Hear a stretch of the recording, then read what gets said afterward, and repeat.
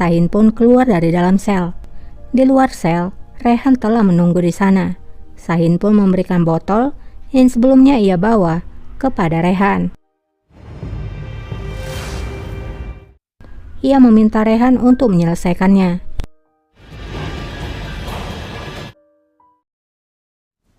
Sultanım. Di lorong istana, Safiye Sultan dan Handan berpapasan.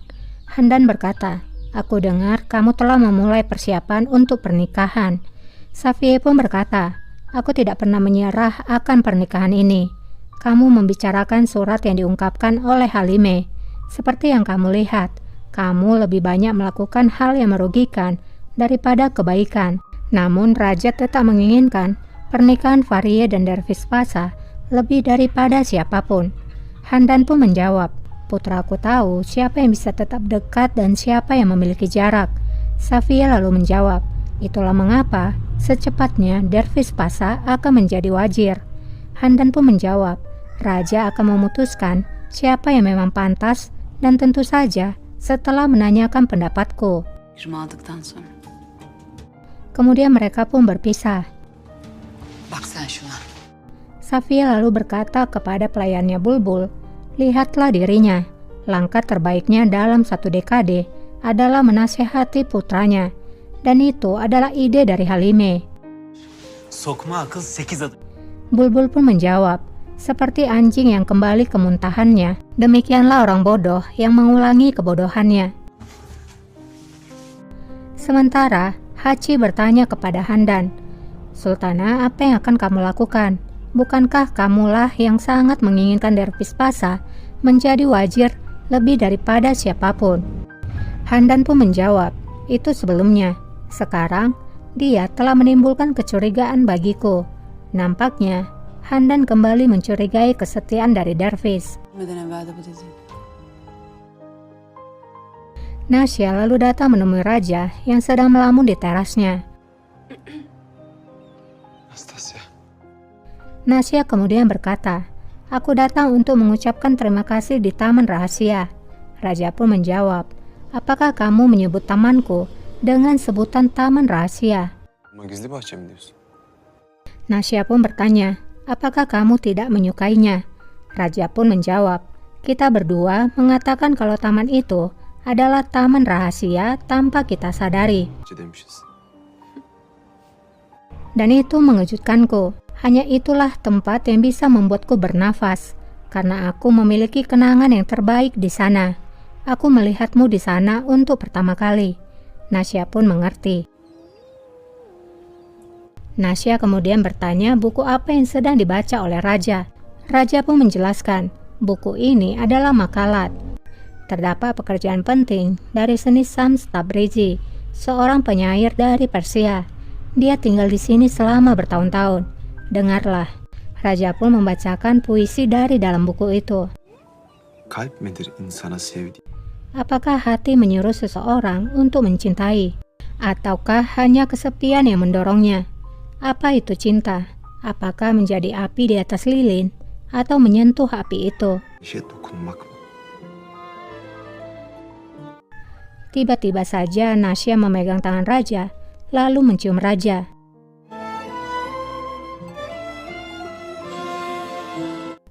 Dan rupanya ada Handan Sultan yang tiba-tiba muncul di sana, melihat Raja dan Nasya sedang berciuman. Kok bisa ya main masuk aja? Nasya pun menjadi kikuk karena melihat Handan Sultan di sana. Handan pun berkata, "Jika ini waktu yang tidak tepat."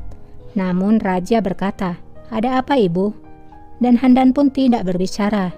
Nasya pun mengerti lalu dia meminta izin untuk keluar. Raja pun tersenyum mengizinkan. Valide Sultanım. Dan sebelum Nasya menjauh dari sana, Nasya kembali menatap Raja. Raja pun demikian. Hingga Handan pun menyaksikan tingkah mereka berdua dan nampaknya merasa tidak senang. Nasya lalu meletakkan surat yang sebelumnya ditulis oleh Golge tentang pembunuhan yang dilakukan oleh Rehan. Setelah itu Nasya pergi dari sana. Kemudian menemui Golge.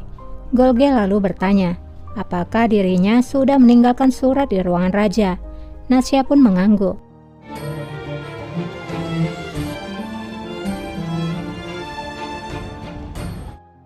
Nasya nampak merasa sedih karena ia akan meninggalkan Ahmed malam ini.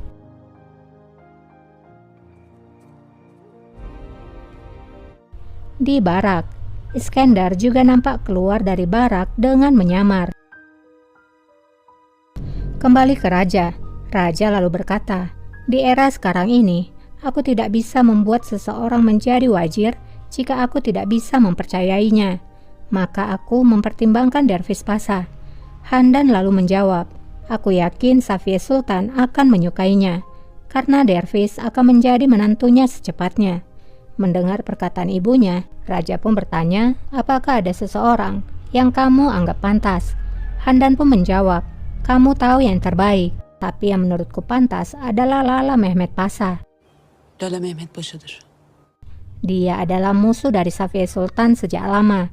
Dia tidak akan tunduk pada Safiye meskipun dia akan mati. Raja pun bertanya, lalu apakah Dervish akan tunduk kepada Safiye Sultan? Handan pun menjawab, Dervish tidak akan, tapi jika Dervish menjadi wazir, dia mungkin akan berubah. Başı dönebilir. Dervish harus memanjat tangga tahap demi tahap, sehingga ia sadar akan nilai dari posisinya. Lagi pula, kita tidak perlu menempatkan Pasha yang kita percayai di hadapan serigala. Ne lüzum var? Hünkârımız Valide Sultan. Di dalam ruangan, Rehan berkata pada Hachi bahwa raja ingin makan malam bersama Valide Sultan. Katakan kepada mereka untuk membawakan makanan. Doğru dersin ağam. Hachi pun lalu keluar. Rehan yang kini sendirian kemudian mengeluarkan botol racun itu. Ia akan menuangkannya ke dalam makanan raja. Tanpa sengaja, ia melihat ke arah meja raja. Ia pun menuju ke meja itu dan melihat rupanya surat Nasya di sana. Sultanım, sana hep söyledim, Reyhana'dır. Rehan sangat terkejut ketika melihat surat itu. Dedin, derhal. Sementara di luar, Hachi menyuruh pelayan untuk membawakan lebih banyak makanan. Dervish pun tiba di sana. Kembali kepada Rehan, ia pun menyimpan surat itu. Dan segera melaksanakan tujuannya yang semula. Ia mengeluarkan kembali botol itu. Ia akan siap menuangkannya. Namun tiba-tiba, Dervish masuk ke sana. Dervish merasa curiga dengan gelagat dari Rehan. Ia pun diam memantau Rehan. Rehan yang sadar sedang diawasi, segera berpura-pura merapikan letak makanan di meja itu. Dervish pun memanggil Rehan. Reyhan Ağa. Paşa Hazretleri. Rehan pun mengatakan kalau raja dan Valide sedang berada di terasnya. Namun Dervish bertanya, sejak kapan tugasmu menyiapkan makanan? Bu işlere de mi sen bakar ol? Derviş. Belum sempat Rehan menjawab, raja pun masuk ke dalam ruangan. Raja lalu berkata pada Dervish, aku sedang berbicara pada ibuku tentang Yavuz Ali Pasha yang telah meninggal.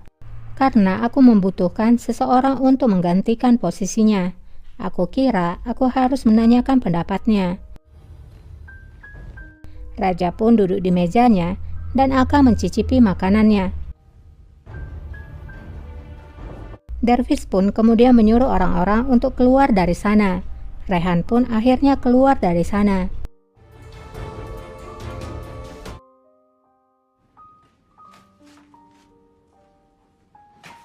Sementara Nasya kini sudah di dalam lorong rahasia.